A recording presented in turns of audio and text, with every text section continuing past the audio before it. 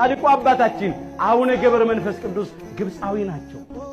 ወደ ኢትዮጵያ መጡ። ለኢትዮጵያውያን ጸለዩ፣ ለመኑ፣ ማለዱ። አስተውሉ።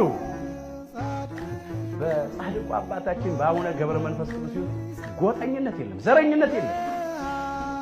በቆዳ ቀለማቸው ከኛ ጋር አይመስሉ፣ በቋንቋቸው ከኛ ጋር አይመሳሰሉ። ነገር ግን በሃይማኖት አንድ ነን። ይሄ ነው ትልቁ ምስጢር። እሳቸው ደግሞ በሃይማኖት አንድ ለሆኑት ለኦርቶዶክስ ተዋሕዶ ልጆች ብቻ አይደለም የለመኑት፣ የጸለዩት፣ የማለዱት ኢትዮጵያውያንን በሙሉ ማርልኝ ብለው ነው። የቋንቋ የጾታ ልዩነት ሳያደርጉ፣ የሃይማኖት ልዩነት ሳያደርጉ ለሰው ሁሉ ማለዱ፣ ጸለዩ። ለኢትዮጵያውያን በሙሉ ጸለዩ፣ ማለዱ። ኢትዮጵያውያን ግብፃዊው አቡነ ገብረ መንፈስ ቅዱስ ስለ ኢትዮጵያውያን ሲለምኑ እኛ ዛሬ ምን እያደረግን ነው ያለነው? ራሳችንን መጠየቅ ያስፈልገናል። ኢትዮጵያዊውን አሳልፎ እየሰጠው አይደል እንዴ? ለሞት፣ ለመከራ፣ ለስደት አሳልፎ እየሰጠ አይደል እንዴ?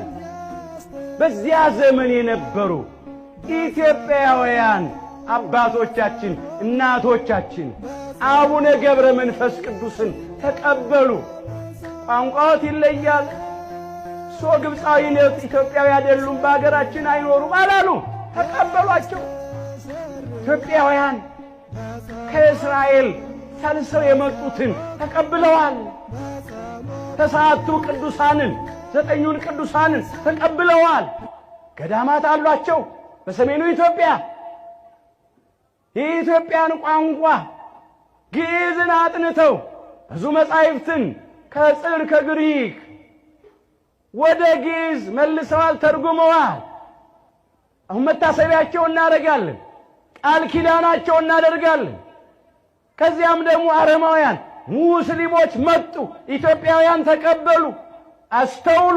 በሃይማኖት የማይመስሏቸውን ሙስሊሞችን እንኳን ተቀበሉ። ቤታቸውን ከፍተው ቤት የእግዚአብሔርን ነው ግቡ አሉ።